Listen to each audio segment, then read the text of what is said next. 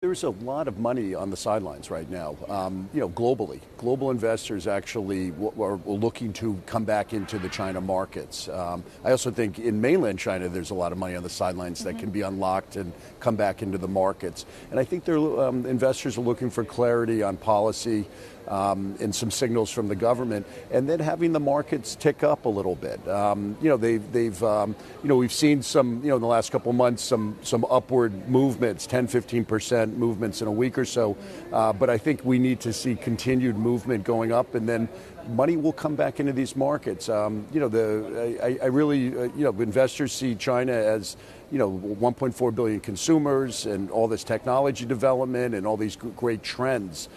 So they see it as an opportunity, but they need confidence. And I think as the markets tick back up, you'll see flows come in.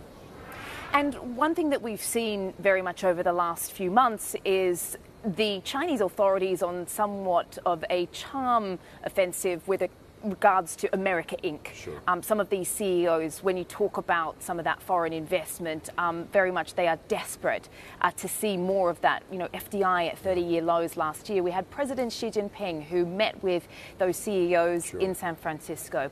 Then you, of course, had this situation here at CDF this year where Premier Li didn't speak to the CEOs, but President Xi did. Sure. And maybe that was important, that they really needed to hear from the boss himself in this environment. But you got a really good chance to get face-to-face with China's number 2 yesterday, one of the CEOs who has had sort of the rare opportunity to discuss some of the issues going on. What did you take away from some of those meetings? What was the nature of those conversations? Yeah, I think it's to give comfort, and that global participation in the China markets, also in the China economy, is so important.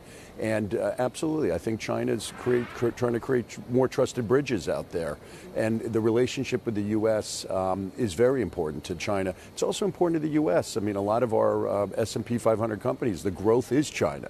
So these countries are codependent on each other, even if sometimes the politics become challenging.